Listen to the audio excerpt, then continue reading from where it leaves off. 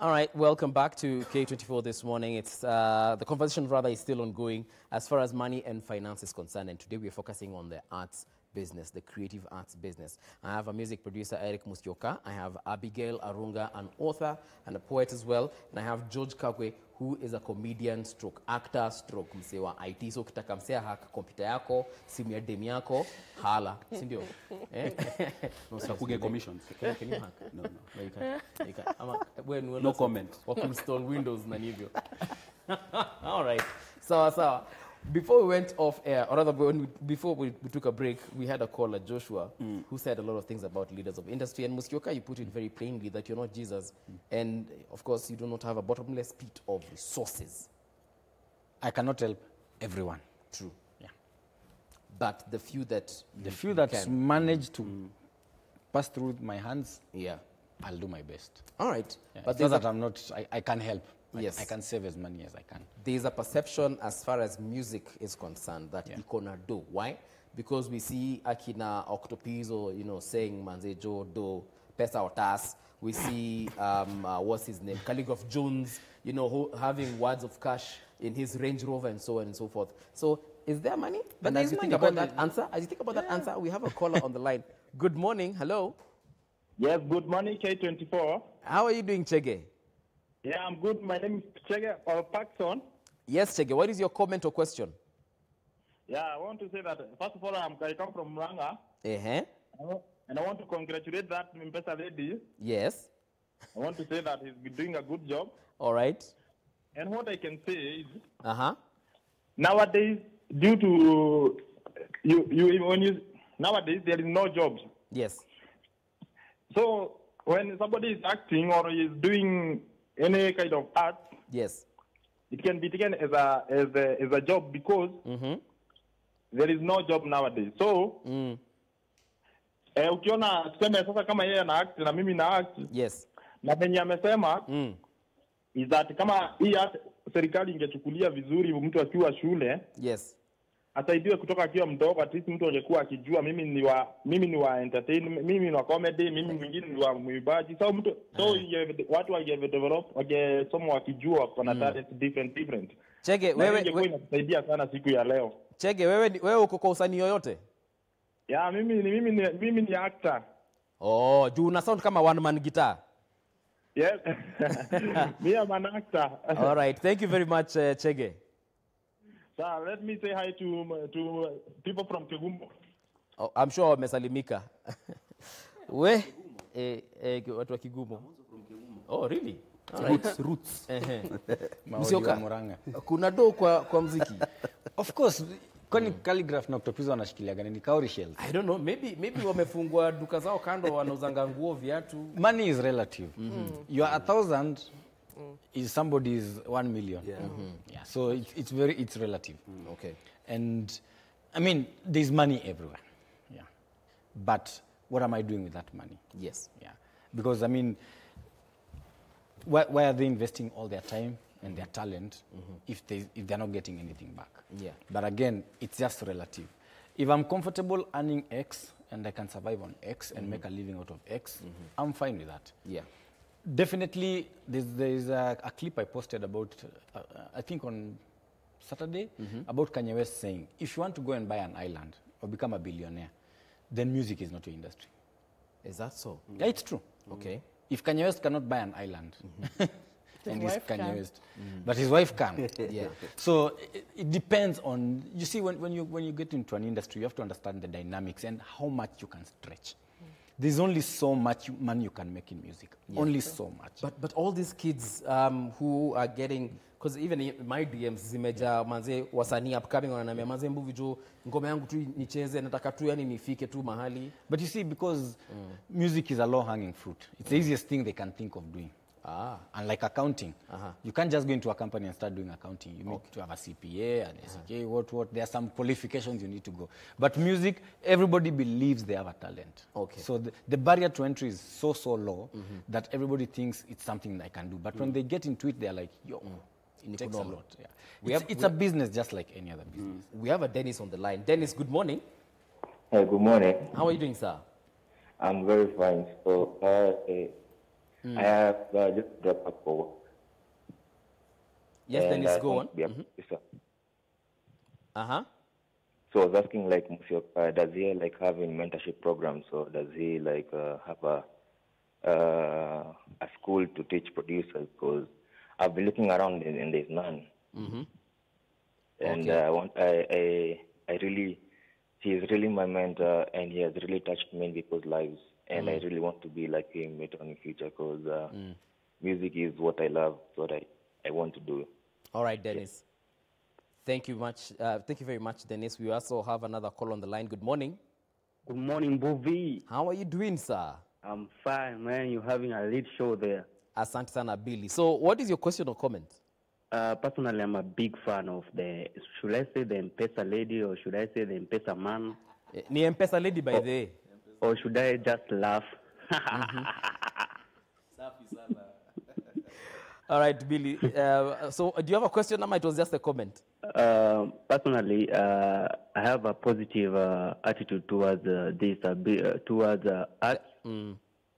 And personally, I'm a comedian, but support and Heiko. But if we can be linked with the M-Pesa lady, I could really appreciate it. Sawa, sawa. Thank you very much, Billy. Yeah. All right. So Musyoka, the first caller, was talking, Dennis basically, he was asking if there's a mentorship program, you've inspired him and he wants to get into this biashara.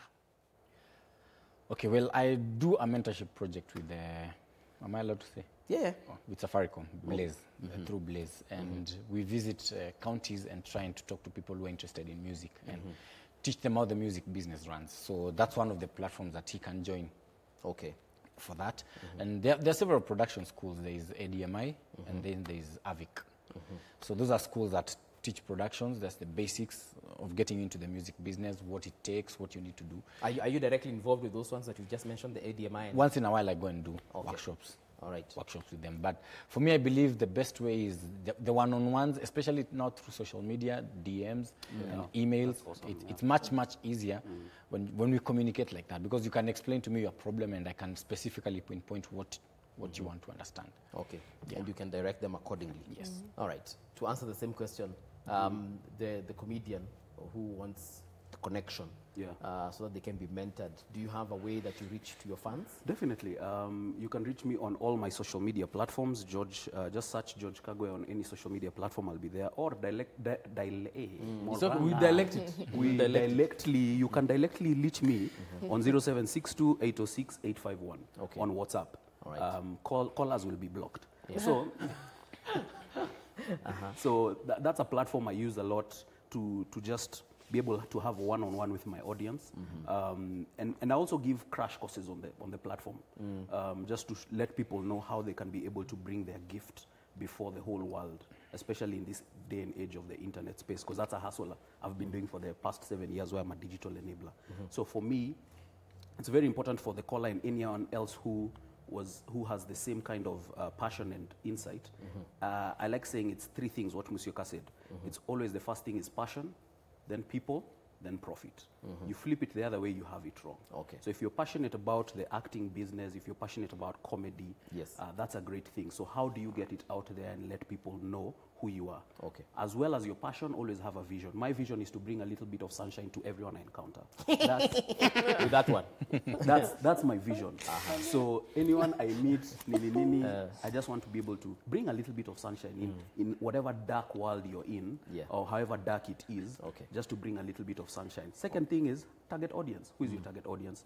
For the person in Muranga, if you want to do it in Kisapere, do it in Kisapere. If that's your target audience, target those people. Social media allows you to be able to do that through boosting or sponsoring your post if you're able to. But already once you do it in Kikuyu or Dholu or Kisi, you're already targeting a certain target audience. True. You know, so get your mobile device. This thing is something your office, that has, it's your studio, it's everything. It makes you a media house.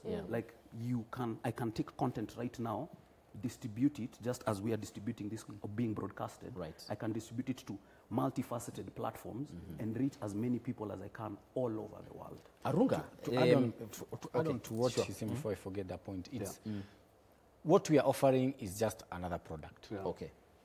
The same way Mama Mboga anauza nyanya kabisa, potato. I'm just selling music. Yeah. So the principles cut across. They are the same. They are exactly the same. You have to change your mindset into that. If you don't have that mindset that I'm just offering another product, because there's only so much I can sell music. There's only a certain price I can sell. It's just the way Ditidobi is struggling to sell cars, the way you're struggling to sell news, the way you're struggling to sell comedy, books, I'm struggling to sell music. Safaricom is struggling to sell airtime. This coming from Musyoka is actually very shocking. The word struggle. Yeah, we're all struggling. Yeah. We are all trying to get into to sell our product to a certain audience. Yes. At the end of the day, I'm just selling a product called music. So I need to learn my target audience, my strategies, my marketing tools, and my expansion plans. Just the same way business principles apply. Abigail, are you struggling to sell your books? Are you struggling to sell your content? Writers are the brokest, because people don't see the value in words, for real. Because comedy, you know, you laugh. You can attach a value to entertainment that's like clear. You laugh. Music, you listen, you feel nice. Words, now I have to sew, man. I have to buy a book. Man say, why is a book so expensive? People ask me that when they're buying books from the store all the time. In fact, if a book is more than 1,000 bob, which is most books, if you're buying a first-hand book, if it's not like Inama bookstore, it's going to be more than 1,000. You know what I mean? At Inama what? Inama bookstore. Okay. You know what I mean, right? The streets, Yeah, exactly. When those books are sock, I can't sell books for a sock. The first-hand books, we're buying them from whoever we're buying them from. It's impossible. You know what I mean? Yeah. So yeah, I totally agree. Everything is a struggle. In fact, I think being a freelance writer, you just have to be. There's a bravery that it entails that I don't think people understand. It's hard to write. It's hard to sell. Self-publishing in itself, because both my books are self-published, is extremely hard because you're taking on the role of what your traditional publisher would have been taking on. Okay. So like, for example, when George is making comedy and he's the media house, he has to do everything that a media house does by himself, right? So even when I'm self-publishing, I'm the one who has to do the marketing. I'm the one who has to do the distribution. I'm the one who has to find my own editor. I'm the one who has to pick the font. I'm the one who has to liaise with the graphic designer. I'm the one who has to talk to the annoying printer who just can't seem to get page 85 into the book. You know what I mean? You're doing everything. It's so much work, and you will be broke for a while. Okay. For a significant period, which is also why it's important to diversify. A lot of writers I know who are actually very prolific writers tend to have jobs on the side. We can't all be Musyoka like from the get. Sometimes you have to, or what I had to do was you do a traditional job and then you hate it, and then you're angry at yourself. Why am I doing this? I should be an artist. And then you like quit in a fit of rage, and then you're like, now I'm broke. Now I actually have to do this thing, you know? When you look at the Forbes list, where does the first artist appear? In the list of the billionaires. To be honest, I don't know. Exactly. So it's not about being the richest. We don't do this to be the richest people. You can. First, we do it because we love it. Passion. But we have writers, you know, billionaires like the lady who wrote Harry Potter. Yeah. But dude, like that's 5 guys, you know, like. But what made her rich? It's selling to the movies. It's transforming it into a mass when product. she innovated it. Well, okay, so with J.K. Rowling, right? I mean, but even with J.K. Rowling, she was rejected like 13 times. Exactly. She had been There's a writing story. for like 12 years. Let me just hold that thought there because we have an Omunga on the line. Omunga, good morning. Hey, good morning. How are you doing, sir? I'm doing quite well. What is your question or comment? First of all, it's not Omunga, it's Omuga. Oh, sorry for that. Omuga. Okay. Yes, sir. Pole. I'm an intellectual property lawyer. Okay. And when we are talking about the creative industries, one of the most fundamentally neglected aspects of sustainability in the creative market space is the operational weaknesses for people to identify the intangible components of their careers that they can leverage upon to create sustainable models within their businesses. Okay. The most challenging aspect is, especially in the creative space in Africa, why do we have people who are one-time producers in their market spaces? Yes.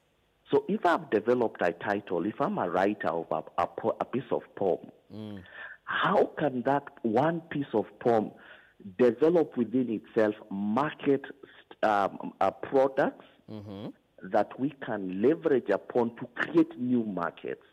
Okay. It's a beautiful conversation that you're having, and it's something that if we can just look at, Yeah. we can tap into the business model of the West, because the West is actually largely intellectual property-driven market. But us guys, I don't think, anyway, I just wanted to say it's a beautiful conversation. Yes. But I would really urge most of our creative people in the creative spaces Yes. to begin appreciating intellectual property components in their craft, Yes. in their business delivery, and even in their product development processes. All right. Thank you very much for your time. Eh? Thank you very much, Omuga. Yes, sir. Nimeshukuru sana. Thank you, brother. Omuga ametoka lakini he has said his piece. Yeah. I mean, there's, what you said is very, very important. And one, respecting the intellectual property. The reason why the West has managed to succeed in that aspect is that because the government has implemented policies that have changed the cultural thinking of the consumers to learn to understand and respect intellectual property. In Kenya, we are struggling with the concept of unafanya mziki, where will it take you? I mean, we are such an academic nation, we don't value creativity. It's just recently that we are starting to see measures being put into place for people to start appreciating and having a culture of respecting intellectual property. When I was starting music, the first question my mom asked me is, how are you going to feed your family? Yeah, because she wasn't seeing how. Because everybody wants you to be a lawyer, wants you to be a pilot. How many pilots can be there? Who's going to entertain these pilots? Yeah. True. So as a nation and as a culture, we need to create an environment whereby people respect art and see art as something that is of value. Because if we don't do that, I mean, it's all about perception at the end of the day. Okay. Arunga, business model, from what Mr. Omuga has said, have you put in place systems to make sure that the next book you write is going to be a bestseller, so that at the end of the day, you can actually inspire someone else who scored 440 marks in their KCPE to become a writer in future? No pressure. So that's an interesting question. And I just want to kind of speak to the bias kind of in your question just a little bit, because you're like, someone who got 440, will they still want to be a someone writer? Who got 150. I just want to say, as someone who did get 4 something, yeah. Oh, you in the era of 400? Yeah, I am. I think. Lucky you. I think. See what was 700. 700s. Oh, really? Young Turk. So, I think anyone can be inspired to be a writer. And in terms of putting systems in place to make a bestseller, you are not always guaranteed a bestseller, right? It's just like Musyoka is saying, you're not doing it because you want money. By the way, in this country, you can't be a writer if you're doing it for money. Okay. You either, because there's so much flack that comes from being a creative that you're going to have to be fending off the whole time. Yeah. You're going to have to be conversations from your parents, conversations from your friends. Every time you're trying to get hired, someone is going to be like, see, it's just writing words. See, it's just 10 words. And you want to punch them in the face because I've had 10 years of experience to write those 10 words. You know what I mean?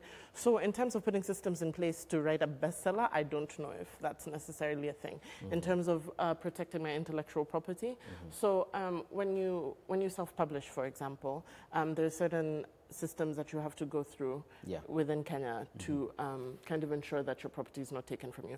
So you're supposed to get an ISBN number, which is like an international number for your book that is only assigned to your book. You have to go to the Kenya National Library to get that. You have to get a barcode so that if you're selling your book, they can kind of register, they print it, track all your money.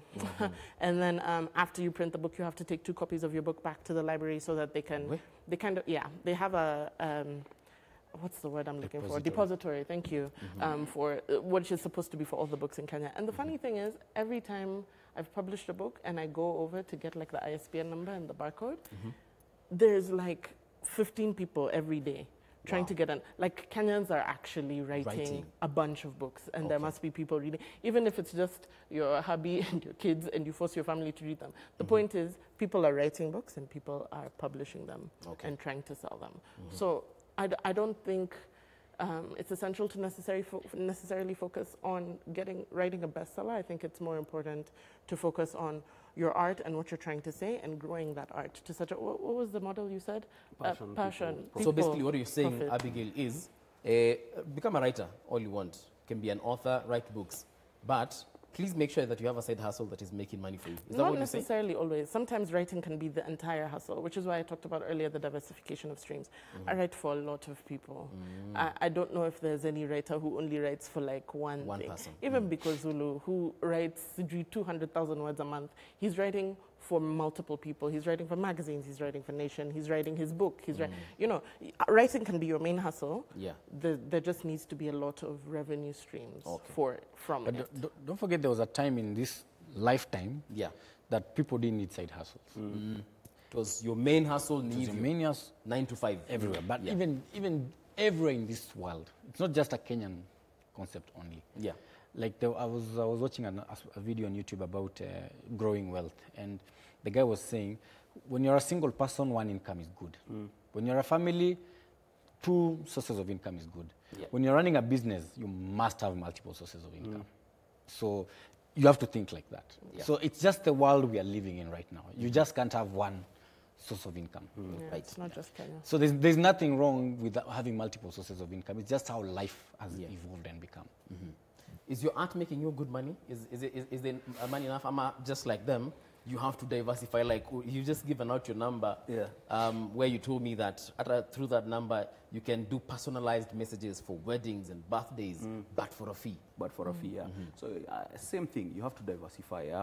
I've been a digital enabler and strategist for the past 6-7 years. That's been kind of like my main hustle. So for me, this is just being a practitioner. Yeah. And as I become a practitioner, I find new ways of how to be able also to enable other businesses. Yeah. Because I had to diversify and find a way, how can I use this entertainment space and the skills that I have? Because like she said, I'm the media house. I can shoot myself, or my wife or my business partner will shoot me. I have to edit it. I have to distribute that content. I have to community manage. I have to do all. I'm the one who has to do it. But as I do it, I can be able to do it for other businesses. So whether it's a small business, whether it's a large corporate, whether it's a conference, I can be able to do the same and market them and create content and do content marketing for them on those platforms. So definitely you have to be able, like Musyoka said it rightfully, as a business person and a person who has a family, you have to find a way of how you can be able to diversify your income streams. Even for the M-Pesa lady, we had to diversify. Because the great thing with now platforms right now is like YouTube gives you 55% of revenue earned from advertising. So from the watch time, minutes, and from the viewership and subscription that you have, you're able to earn revenue from that platform. Facebook have just introduced it, and have introduced it in this market.